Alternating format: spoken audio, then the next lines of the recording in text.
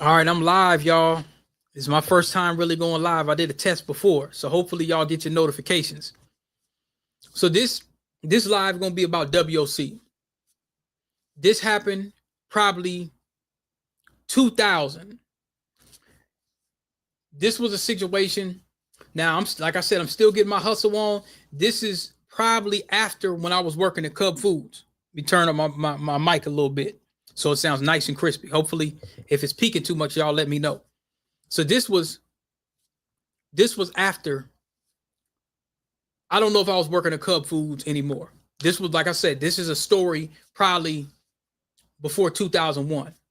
Now, remember I told y'all my career really started heavily, or I'll say 2007, because remember I was going over north and I was in that A plus category, that A plus class. Look what I found. I want to show y'all what Minneapolis looked like. This was the Falafel King right here. So this is going to bring anybody that's listening to me right now, y'all going to hear, this is going to bring back some memories. The Falafel King had some pretty good waffles. Milio's was right here. Penn Cycle is probably still there. So we're going to keep going down because we talking about WOC. This is Lindale. Now, this is from November 2022. But just a block away, they showed it from 2007. They showed what 2007 looked like on Lake. So let's go down a little further. Because remember, I used to take the 21. I think the way that I got to WOC, because, okay, WOC was like an alternative school. So I believe in 10th grade and definitely 11th, I started going to a class called partnership class. Now, before we get into the story about being one of my homegirls that used to go to she went to South and she started going to WOC. I didn't know she went up there. But at one point, you know what I'm saying, she went up to, so we're gonna get into that story in a minute about what's that, Arby's. So I might have to write that down. I don't know if I got no pen, but anyway, so Arby's. Y'all help me remember Arby's. So I was in this partnership class. And it was this white guy, a teacher by the name of Joe. He always kept it 100. So if you were behind, you would go to Joe's class and you could graduate early or catch up and everything. So it operated more like an alternative course. It was several people up in that class. It was well, I don't know if I say names or whatnot, but you know, I was kind of coming to be around that time. I started to kind of get a little popular and stuff like that. Plus, I was hustling my CDs. So now, in that class, I'm gonna tell y'all something that was very interesting.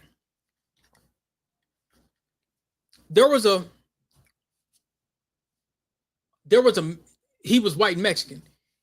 He had made a joke in that class. I'll never forget this. We sitting up in class, and he made a joke, something about the only Africans that are around or something are naked. Black students got on his ass. Like, what'd you say? He was trying to make jokes about Africa in terms of like the poverty videos or something like that. You see?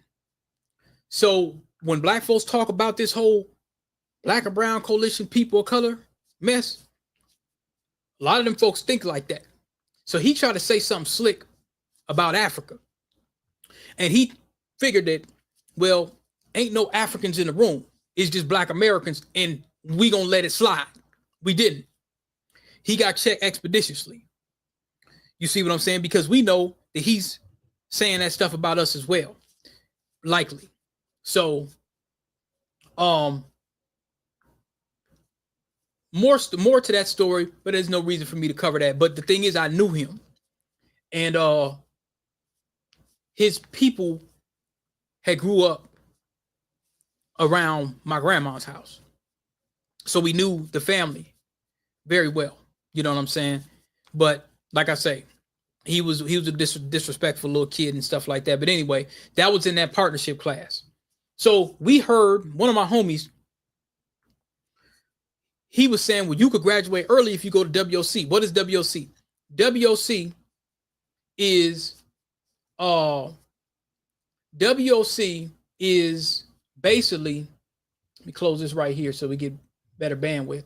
WOC is like an alternative school where it's not like your typical school where basically if you get kicked out of all the other public schools and stuff like that, because if you fighting or you know, selling drugs or gang banging or whatever, you go there. But they got a zero tolerance rule. You fight there once, you're out.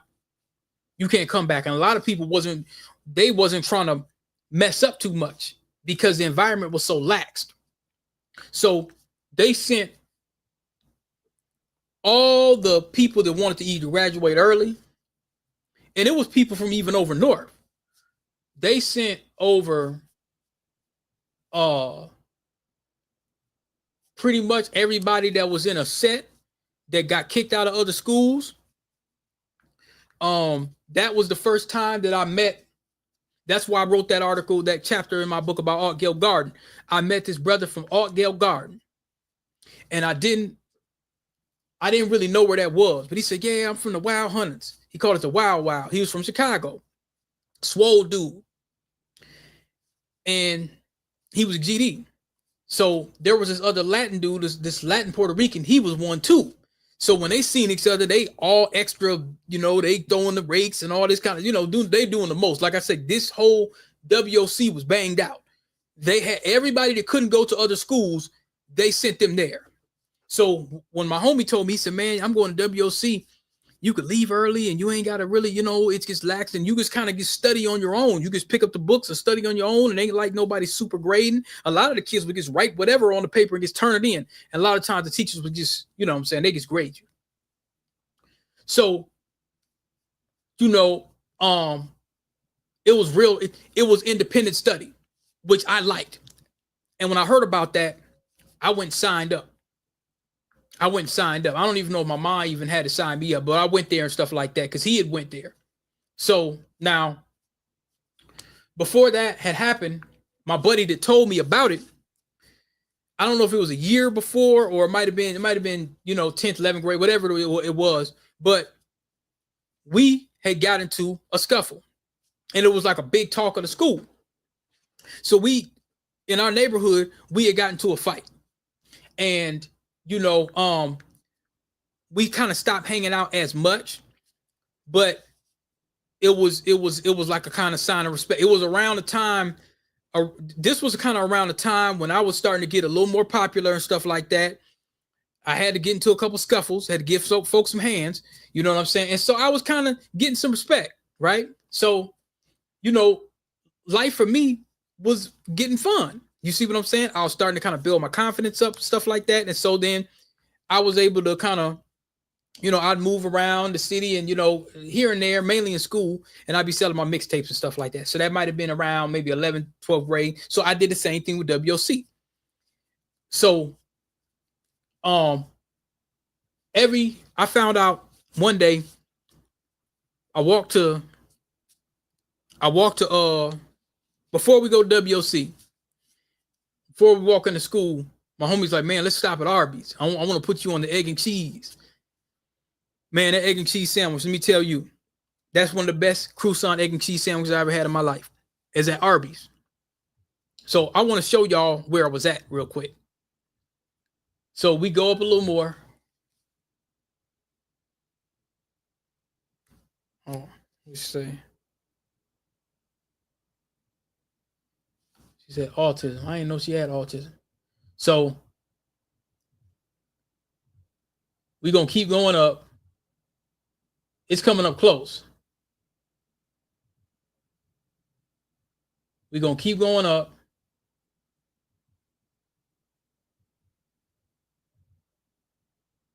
We're going to keep going up. That's Gerard.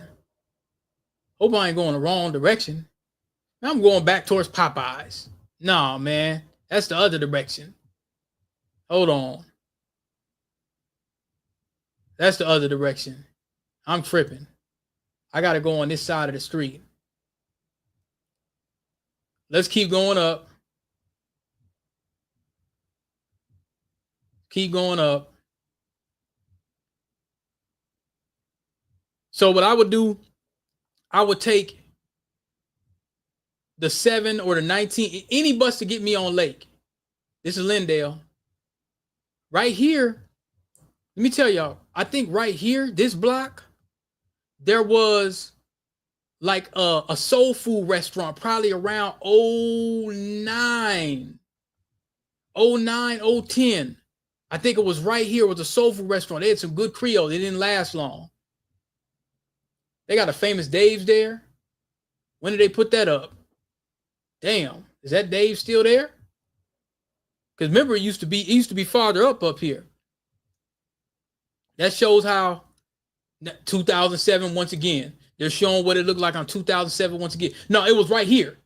This is where the soul food restaurant was right here. Man, I got some other stories I got to tell. I might even include that here on this live. But this is WOC, y'all. This is WOC. So what we would do right around here, it wraps around. I haven't been up there in a long time, but it probably still does. There's a rainbow behind here. There's a rainbow behind here. So you just take the 21, it drops you off right here. Now it's like a school, and I think they still got it. But right here, they said they got lofts, but they had like a school for immigrants. Or they had like an ESL class. So there was an Arby's, and we had a homegirl from Chicago. Her name was Juanita. She was real cool. So every time my homie wasn't at school, eventually we just start walking up here to the Arby's. We every day, because sometimes she'd be on the 21 too. I think she stayed over south too, but I stayed in the West Bank at the edge of the South Side. So we would just walk to Arby's and go get our sandwich and then go to class every day. Every single day we would go. Almost every day we go to that Arby's. If it wasn't me and my homie, it'd be me and Juanita would walk up there and we go get us an egg and cheese croissant. Because once we found out about them egg and cheese, and then we just go to class. So I would have my mixtapes and stuff like that up there. I'll tell y'all a story that happened. So that's a reminder. So I get up in there, and I think around that time, Platinum Fubu was the thing. I think Platinum Fubu was the thing. So, like, I think my homie had got like a hold of some Platinum Fubu. It was like Platinum Fubu was big back then. He had got a hold of it. They were brand new. He used to always get them. And he got a hold of a bunch of different clothes. So he'd sell me clothes. So like I said, I'd be hustling. I'd sell my mixtapes. And so I'd be kind of getting geared up a little bit.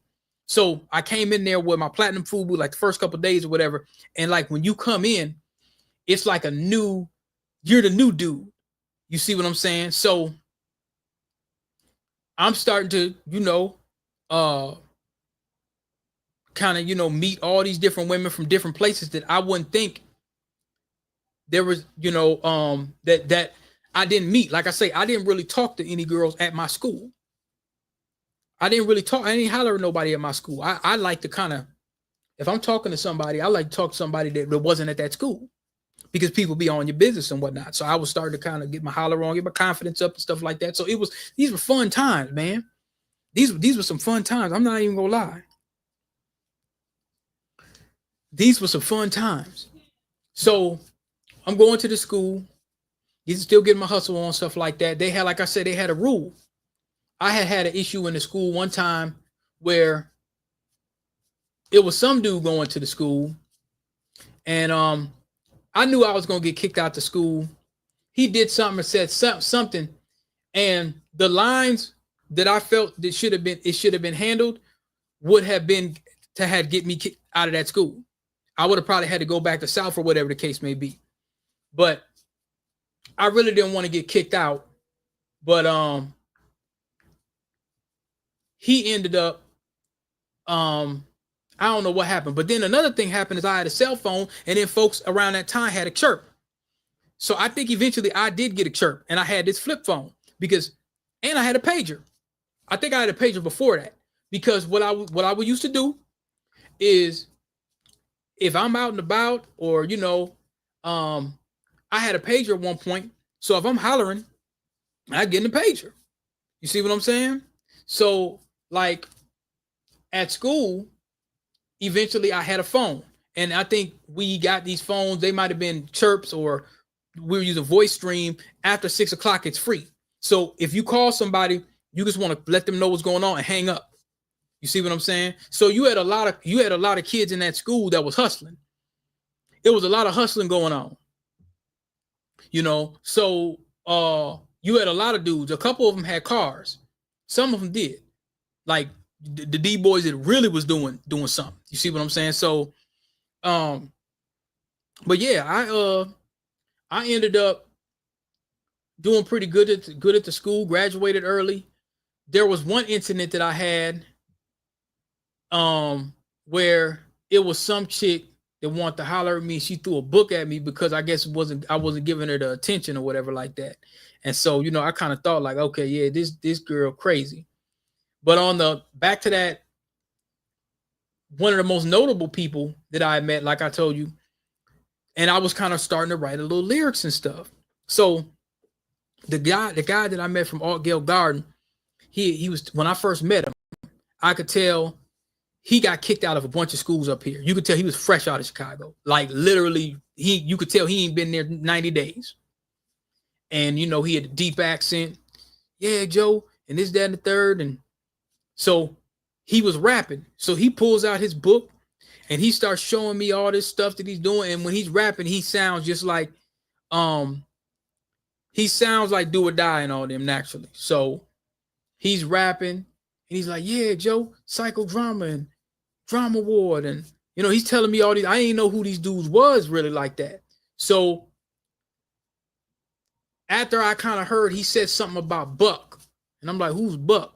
And so he's eventually, I think when we had Napster and stuff, I started downloading. That's why I downloaded the Magic song. So he might have told me about that, or I think one of my homies and his uncles had came by and made some mixtapes and whatnot. So,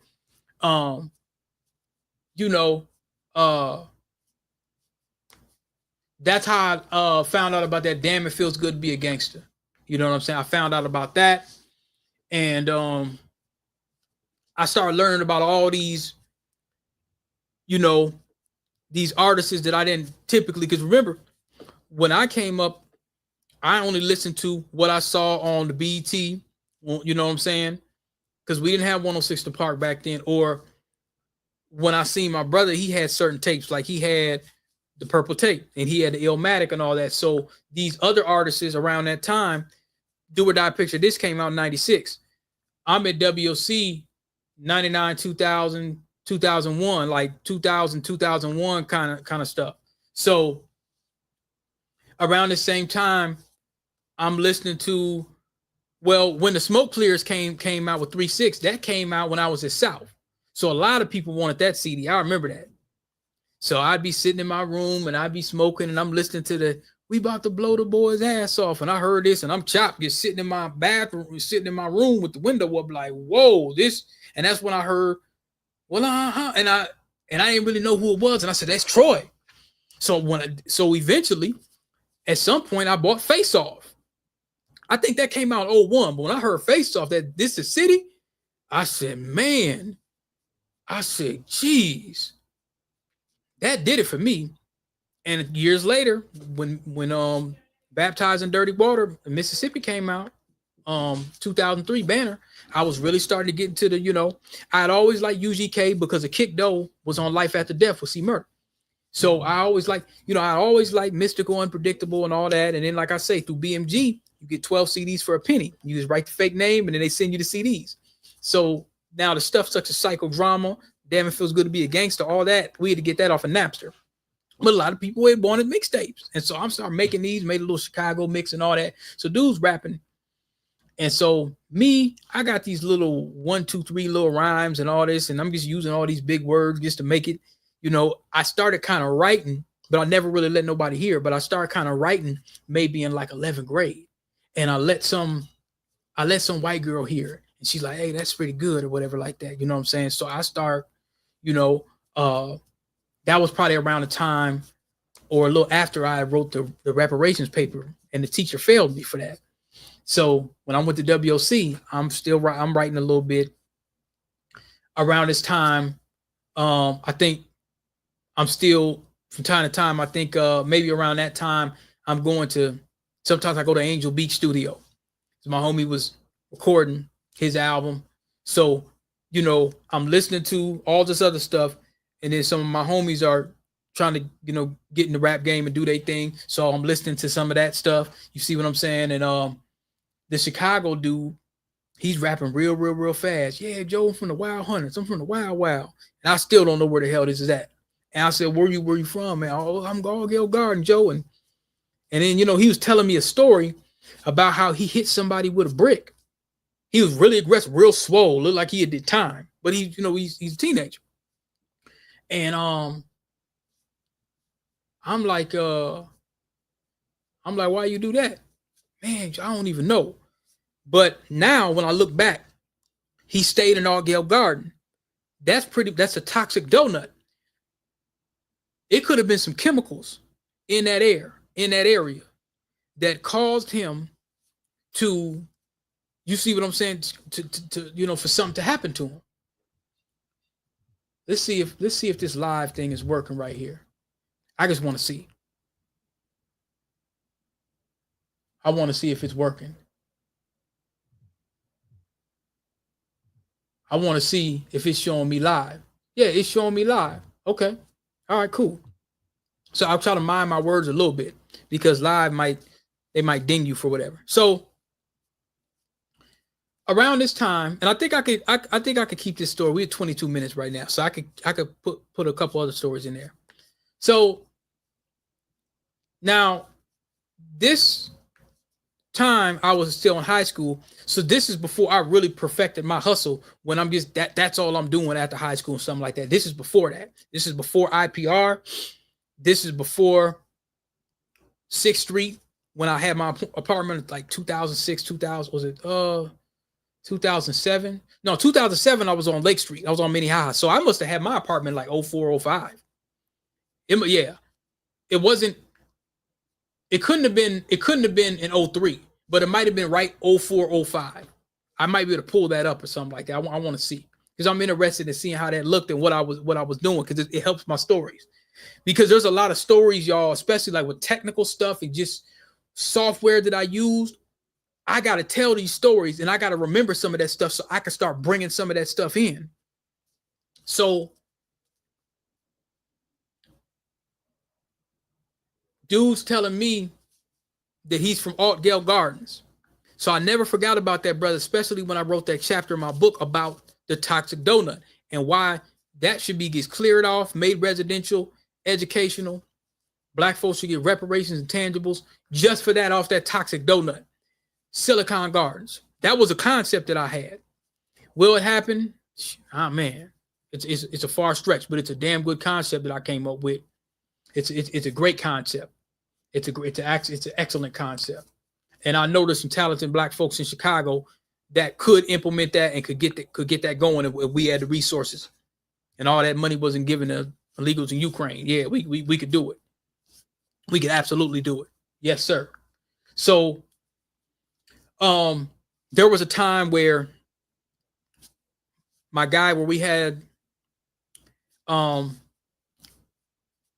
that same time, there was another story. So I'm gonna try to tell all these little stories that's all within it, and then I'm gonna get to the Uptown story that's even further than this. So this is WOC. My homie had a phone. He had got into it with some dude. He got into it with some dudes from Chicago. From I'll say, I won't say who, but I'll just say it was a set from Chicago. He got into it with somebody from there. And they was talking about trying to jump him. They knew that they was at WOC, that he went to WOC. I don't know if he got into it with him at WOC. I think it was somewhere else, but they knew he went there. So there was another brother that went to the school that we was cool with, and he helped me get my phone back. I'm gonna tell that in a minute. So my homie's like, "Hey, it's these dudes that's talking about trying to come up here to try to jump me and stuff like that. Are you down to ride?" I was a little leery at first about what was going on, because I was like, okay, what happened? But I wasn't going to say no, but I was kind of thinking like, okay, how far is this going to get? So I said, oh, for sure. Yeah, I'll ride. Now, mind you, we had already had our differences. So I didn't ever hold nothing against him. We had a fight, but by that time, we kind of dropped it. Like it wasn't we didn't really hang out as much, but like I say, we were definitely on speaking terms, because when we were back at South, we had got cool again. It wasn't a situation where we just stopped dealing with each other. A lot of times your homies, you get into scuffles and fights and whatever the case may be, and y'all are cool. Ain't nobody tripping no more, because you had to understand it's manhood. It's a respect thing now. Hey, you gotta respect me. So we might have to come to these for respect. You know what I'm saying? Because the conversation for some reason didn't resolve it. So there was a situation where I was with one of my other homies. I was with my guy Solomon around this time. We were on Cedar. And this time, I think we were just walking up Cedar or something like that. I think I was over in E building, one of the buildings over there. I was going to get some snacks, and we was going to go back to his house and kick it, or we were going to play ball. We were going to do something. So we walking around on Cedar. I go and get some snacks, and I go in. This little bummy dude, he had a blue bandana. I guess he was some Somali dude. He must thought he was a Crip or something like that, because he was very convinced. I wasn't, but I guess that's what he was screaming. He wanted us to give him some change or something like that. So I started thinking like, man, is this dude a bum or what's going on? So I ignore him. I go and stop inside the store. We get some snacks or whatever. We come back out. He's still yapping off at the mouth. Buy me some food or buy me something or something like this. Like he must have, I don't know if he thought this was prison or something. I don't know what his issue was. And I told him no. And he said something like, B, you better buy me. Oh, he shouldn't have did that. I hand my homie the chips. And I look at him. And he kind of looks like, handle your business. Man, I boom, boom, boom, boom, boom. Get him up out of it. He's grabbing me. He got 5 or 6 other Somali homies. They just watching. They don't really know what to do. So I'm thinking, man, they gonna pull some belts out on me or whatever. Bam, bam, bam, bam. I'm still giving them. We get all the way down to Associated Bank. He's grabbing me and doing all this. I pick him up, bam, right on the concrete, because there's like concrete. There's a concrete seat, or not a seat. Or like there's like a concrete the benches were concrete, right on that concrete. I'm punishing them. I'm just punishing this dude. Some white folks say, get off him, stop, call the police. So dude's grabbing on to me. He won't let me go. I mean, we were fighting for a long time, and I'm just punishing him.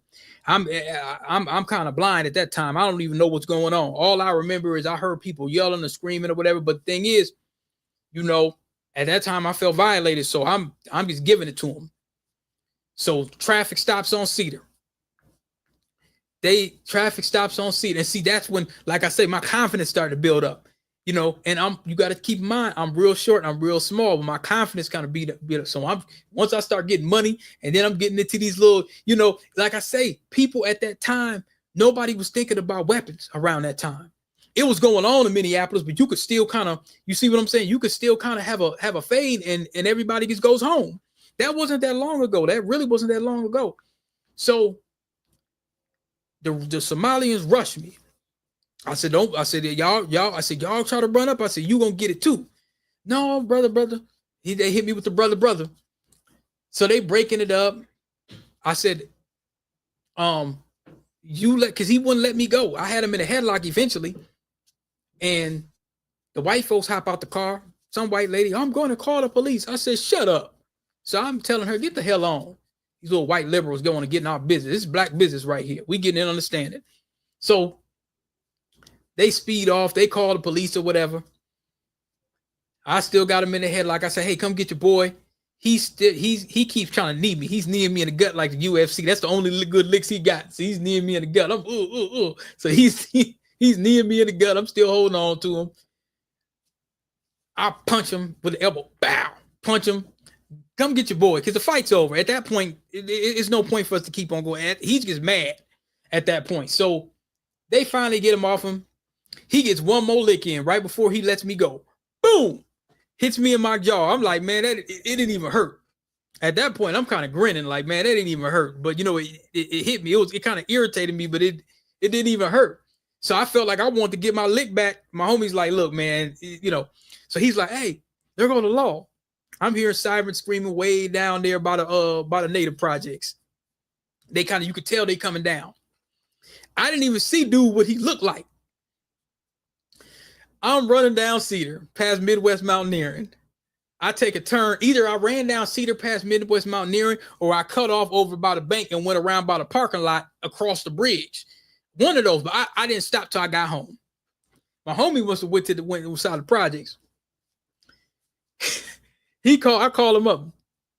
I'm like, man, everything okay? He said, is everything okay? He said, nigga, did you see his face? He told the police when he showed up, dude is just, I ain't gonna say the words, but he's bust up. He's bust up. He's bust up bad. I don't know if they took him to the hospital or he got busted up bad. Shouldn't have did what he did. So my homie's like, hey man, he was telling the police, he told the police that he beat me up. Police was like, it looked like you the one that got Mardi Gras out here. So he said, man, just stay home. Well, they didn't know where I live. They didn't know nothing. All they knew is some dude got out of line and got ragtied, and the police, they ain't even write up no report. They just probably, because they seen the dude, he got his bandana on, he's yelling, oh, I'm in this gang and all this kind of stuff, and I beat him up and all that. And the police like, man, so they left. They just bounced. But he told me it was a bunch of white people. Yeah, he ran that way and he did this and did that. Never tried that again. I didn't see that dude on that block again. But here's what's funny. When we started going to WOC, remember, by 6th and Cedar, the 19 stops right over there where my homie that told me about going to WOC. It stops by his house, but then the 19 stops right on Washington and Cedar. So I get on the 19. That's how we didn't take, I don't think we took the 7, because the 7 takes too long. It goes over there by Seward neighborhood and goes all around by Matthews Park. We take the 19.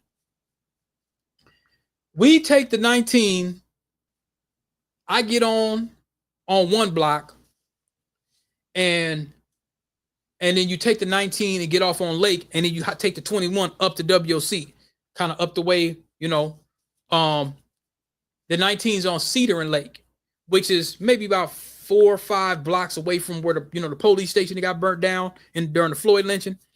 It's not too far. So we meet up on Lake. We meet up. I think we had our phones too. Like, hey man, I'll wait on the bus for you. Whoever gets there faster. We might have been on the same bus for all I know.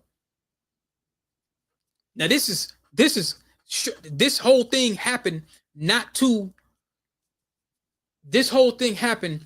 long after we had a fight when we went to South High, but it wasn't at the school. But what ended up happening is the dude that I whooped on Cedar, we seen him. He didn't know what he looked like, but we seen him he was standing at the bus stop on Cedar and Lake. These stories are hilarious, man. So he sees me at first, and he looks like he's seen a ghost. And my buddy was like, man, what's up with dude? I said, that's dude, because I must have told him at some point, man, that's dude I had to crease up on Cedar in Washington. He pulls his jacket off. And you know, like I said, he's fresh. He was one of the freshest dudes I've ever known in my life. He got all this platinum FUBU and all this all this kind of, all so he pulls his jacket off. And then, like I say, this was after, we immediately cool like how it was before. He pulls his jacket off. Hey, let's stomp him out. Let's stomp him to dust right here. Dude sees us. He starts edging off to the street, getting ready to run across the street or whatever like that. And just because I just didn't like the way he had came at me and the way that, it's like the assumption was we gonna jump this dude, I didn't like him. So I was kind of thinking like, man, I'm gonna go over there and crease him, get him again. And I said, just let him go, man. Like, but he ran across the street. He ran across the street as if that was gonna make him safe. We could have caught him, but he runs across the street once he sees. Once we like, oh yeah, he runs across the street. I don't think I've seen that. I might have seen him one more time or something like that. I think I might have seen him one more time, and he gets drunk out of his mind. He was like, he became a bum or something like that. And but I didn't really have too many issues. And this was around the time when a lot of the Somali community started kind of moving in a whole lot. I think they started in 99, but by that time, when that happened around like 2000 something, it was a bunch of them. So, I didn't have a whole lot of issues. I really didn't, because around that time, most of them probably figured that they messing with you, they gonna have to jump you. Which sometimes they used to do that to some of my homies down there. They used to try that. They would never they ain't going on no one-on-one. They ain't doing that because they know they knew back then that no, you ain't going up one-on-one against no foundation. There's a couple of them that could fight. When we used to go to Van Cleve and stuff like that, my homie will tell you about that. When we used to go to Van Cleve, we had this big dude that was with us, and he got into it with this Somalian dude, and he you could tell he used to be around the brothers. He could fight. But 9 times out of 10, one-on-one, no, they ain't gonna do that. They gonna come out there. They had them belt buckles. Them joints hurt. They hit you with them belt buckles, and I'm telling you, those are like soap socks. Them joints hurt bad. But that's what they would use because they were like, smaller and skinny and stuff. And so that they, you might have 5, 10 of them that'll jump on you. Might be 20. You see what I'm saying? So, but I didn't really have no issues. You know what I'm saying? So, but yeah, that was WOC. Now, the next part of this, I remember when, like I say, this was later. I was going down, and this was not too far after WOC, but it might have been around IPR. So there, let me see if it's on this. I think it might be the next block, but let me see. Now, these houses, you can see they starting to get a little better. These houses aren't cheap over here because you're getting towards Uptown. And there's a lot of crime that start happening over there. But somewhere around maybe this block or a couple blocks up or whatnot,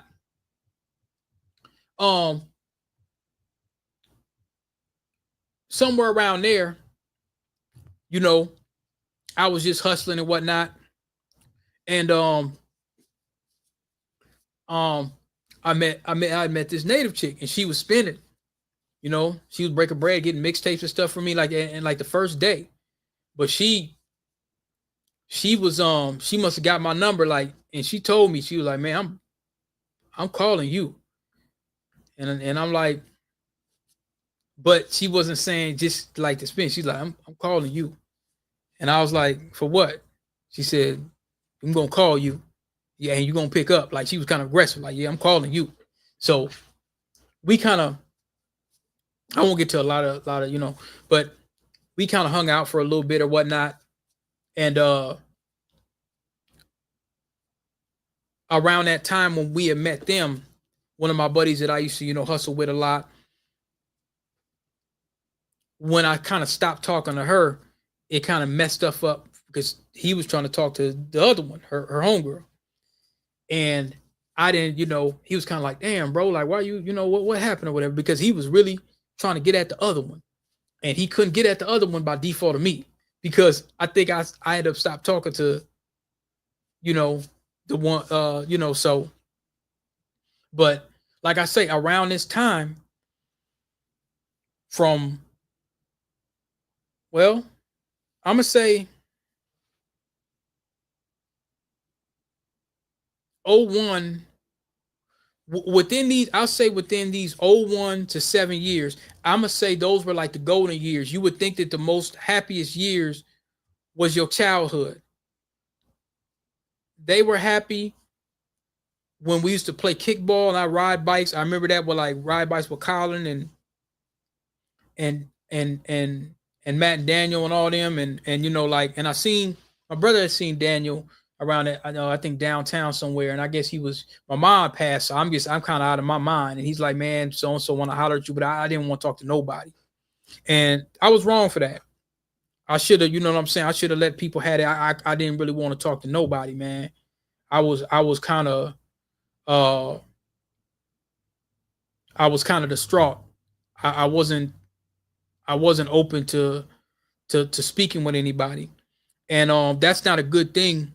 You don't get shut down like that, especially the people you grew up with. And I didn't talk to him for a long time. He probably won't hear this, so ain't nobody. I don't think he probably don't even tune in. But I remember the time when. Remember, I had my, man, damn, it's so many good memories I'm bringing out. I had my LeSabre. This was probably around 2009 or whatever the case may be. Because when I got that two-door LeSabre no, it wasn't 09. Had to have been late 08. When I got that LeSabre, that was in 08. Matter of fact, I'm going to do another story about that. This is going to be like a Micro Center part 2. So, I had seen Matt, which is one of our childhood friends. He had went down to Florida at one point. See, what's interesting about the neighborhood that we grew up in, being that we had proximity to University of Minnesota, we always longed for that education, but it cost too much. Our parents couldn't afford it. And if you weren't like an honor student, even then, it costed too much. So we were surrounded by a lot of Black immigrant businesses, projects up here, the U of M over there, Dinkytown across the bridge. We were kind of surrounded, and keep in mind, it's still South Minneapolis, but we at the edge. We're pretty much at the pits of South Minneapolis, because we break off right over to the West Bank. The East Bank is directly across. So we were able to like ride our bikes, and then we could go to these little businesses and these little places. And then the Brian Coyle Center has stuff where, so, far as culture, remember what I said in my last live or my last video, I said, what is the Minneapolis culture? And I said, I was talking about the music, and,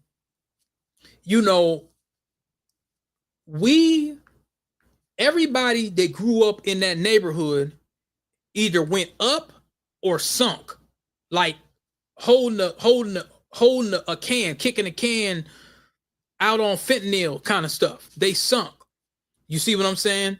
A lot of us now are either big content creators. Shout out to Simba Ali, biggest podcaster in Minnesota, or property owners, real estate, or authors, or somebody's doing something. They're successful in their own right that come out of there. The people that I grew up with in that neighborhood, a lot of us went on to, because that neighborhood's not a rich middle class, not even really a middle class neighborhood. When you start going down to Seward and over there by the hospital, it starts to get a little better and brighter. Now it's janky, but you still got residential homeowners and still like Milwaukee Avenue. But then over here, But on the other side of the projects, you got the native projects. That's not upper middle class. And then now you start getting into the Phillips neighborhood in the 20s. That's definitely not upper middle class. So we weren't surrounded by a whole, but then you got the U of M right here. You see what I'm saying? So we got to see some black business owners. Most of them weren't the descendants of slaves, but we still seen black businesses. I seen Kinko's. I wanted to have that to a certain degree. I just didn't know how to articulate it. So a lot of us, like I say, we grew up seeing small business. Small business America is what I'm saying. So we always had a longing to shop local, to kind of roam around, play ball. You know, we'll have a couple dollars and we go get a gyro or something like that. So we, you know, we would have some kind of idea of what it means to be successful in America. When you look at Cedar and see some of them shops, you probably thinking, oh man, it's raggedy, it's a bunch of broke immigrants over there. Man, a lot of them ain't broke. You got the Somali Mall right behind by the light rail station. They breaking bread with each other. Now, the Somalis, I'll give it to them. They have a community. It's not quite Tulsa, but damn it, they have a community here. Whether we like it or not, they have one. They have a community here in Minneapolis. It's like 80,000 of them. They have their money does circle around. Their money does circle around. Now, the U.S. government probably did something in their country. I think they did it because of strategic military bases and range to the water. They also brought in a great amount of immigrants to try to undermine foundational blacks. That's a different story, but I'm just talking about, you know, so they brought them here, said, hey, go to Minnesota. Texas and places like that probably would have been like, oh, hell no. But, you know, Minnesota is very immigrant friendly. So they said, well, let's bring them here, throw them over to Cedar Riverside. You see what I'm saying? That's where we're going to put them. They don't do none of this by accident. It's by osmosis. Nothing is just by, well, you know, let's think about this and let's just toss it a coin. They don't never do that. You know what I'm saying? So, but getting on to the micro center, that's going to be another story. So that's going to be my next story. So this is story number 2, y'all. This is story number 2, and this is live. So if y'all like this live, I'm going to have to mind some of my words, and I may not be able to play so much music. I could download it and put music up. But if I do these lives like this, y'all, where y'all want to kind of chime in, or if I have a guest or whatnot, some of the language might be a little bit different. It may not be as explicit, or I might be using, not that I'm overly explicit, but I'm going to be more mindful of how I explain things. You see what I'm saying? So that's my story on WOC. It was only going to be 30 minutes. You know, guys know I always do that, but I had to bring some of these memories back in or whatever. So I think I'm going to put the chirp. I think I'm going to put the chirp or something like that. Because, man, them next tales, and everybody was chirping. And they wasn't talking about nothing. But I remember somebody chirped me one time. That's how you know folks was hustling in the WOC. Somebody chirped me like, you got that greenery? And I'm like, no. And I try to turn my chirp off like, man, you know what I'm saying? Because I didn't sell. That wasn't my thing. You know what I'm saying? Now, if I ran across it or something, you know, and I get it off, that wasn't my thing. I never really wanted to sell that. My thing was computer repair and mixtapes and stuff. And I'm telling you, if I would have gotten other stuff, I would have been successful. But it wasn't worth the time. I wasn't interested in that. You see what I'm saying? That wasn't something that I was interested in, because everybody I knew that was involved got charges, and they back working jobs anyway by their PO. So it was really no point for me to really dig deep into that world, you know. But but somebody chirping me, and they thought I had, you know, the Mary Jane. And I'm like, no, it's CDs. And they're like, oh, so somebody must have gave my number to somebody and chirped me and said, hey, you got this. No, I ain't got that at all. You know what I'm saying? So I turned my chirp off. I sold it. Because I'm like, okay, if this thing, because if you're doing something illicit, everybody on the bus can hear the chirp. It'd be like, And then somebody starts talking. Hey man, you got so and so, man, please. I sold that thing. Then the two-way start happening. So, but yeah. Yeah, it's and another thing, like I think about what happened to WOC. That Latin GD and the Alt Gael GD, they used to see each other and they just, they just overly like they just gotta show it all. Like nobody wasn't really tripping. There was all kinds of sets up in there. But I didn't see them no more. I didn't see them no more. I remember a time when it was one of the dudes, actually one of the dudes that was helping that was gonna help us fight those guys that had threatened my buddy at school. I think he was one of them, but he was like he did something else. But I guess like one day they were shaking up and doing something, and the Latin, they be extra. He's all, and he was Puerto Rican or something, so he had broken English and stuff. So no, be proud, throw that stuff up. So he was mad at some of the other folks because they weren't throwing their rakes high and straight enough. Like he wanted the world to know, Hoover and all, like they just, you know what I'm saying? So, but that was the kind of environment. Before I go, WOC, and I gotta send this to Stack Doe. I don't know. Stack Doe is still going to South. I gotta send this to Stack Doe tonight. WOC had some of the thickest. I ain't seen, like I say, some of them I ain't never seen. You see, that's what I'm saying. They coming from all different places. So you had older D boys pulling up in Chevys with blocks and blades, trying to pick off some of them 12th graders. Dudes that might have been maybe 20, 19, they riding up in the Tahoes and all that. So you'd hear around about 2:00, boom, boom, boom, boom, boom, boom, boom, boom, boom, boom. And you hear Fiend or See Murder or Cain and Abel, or you know what I'm saying? And I think the Hot Boys was at 99. Well, let me see. Yeah. The Hot Boys was still out around that time too. Yeah, they was. That Guerrilla Warfare came out like 99 or something like that. So yeah, you just hearing just the bass blocks away. They pulling up, and you just see they coming out. That's always been something. So like, they choosing who got the car. Older dudes. They want older. They want somebody that got a couple dollars, and they didn't. A lot of these dudes, you know what I'm saying, at that time, they weren't working regular full-time jobs. The D boys wasn't working no job. How you think they got them blades? They trapping. You know what I'm saying? And they upgrade their car and put the bass in there, and they go to Chins. Y'all don't know about Chins, right off of Portland. They go to Chins. But see, here's another little gem. The people don't. That was a thing going on in Minneapolis.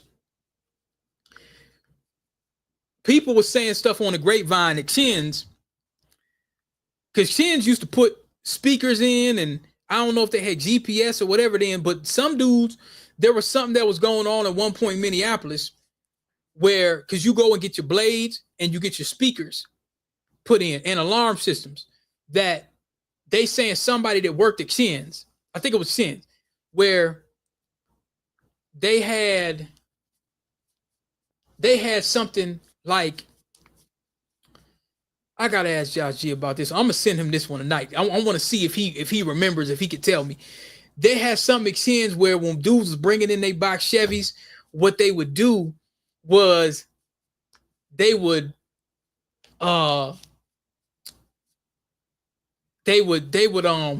make it, somehow they find your address or something, they steal your car and steal your beats back out and resell them or something like that. I'm telling you, anybody in 98, 97, 99, 2000 could attest. I could have sworn I heard something where somebody at that alarm place on Portland at one point, they was going in, there was something going on with them taking their beats back or doing something with the car.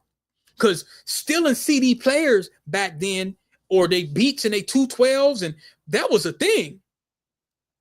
Over north, they get you over there. Your car be parked. Dudes will put your stuff on bricks.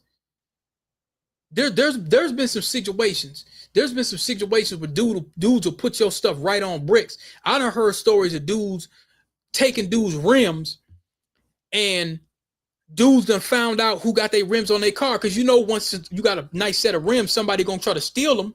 You on Broadway or something, and dudes will buckle you in, make you pull over, and make you take them off. Well, man, so and so sold them to me, man. I don't care. They click and pull that thing out. Hey, come off them rims. Those are mine, and it be his rims. You know what kind of rims you got, because there's only a certain amount of. They had this one car, man. It was a Chameleon. Y'all remember this car? It used to be at the Erder stations. I ain't gonna say the word the M, the Erder stations, because there was two of them. Or I'll say the Honeybee.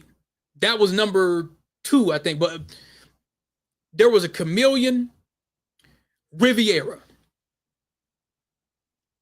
Who in Minneapolis remembers that Chameleon Riviera? It was a two-tone. It was like a Chameleon Riviera 96. Well,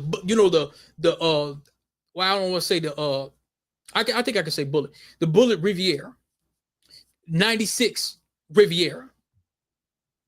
I'm gonna pull that up real quick, and we're gonna end this. I always wanted that, but it had a lot. It was supercharged too. Man, if you had one of these, let me tell you, if you had one of these, if you had one of these,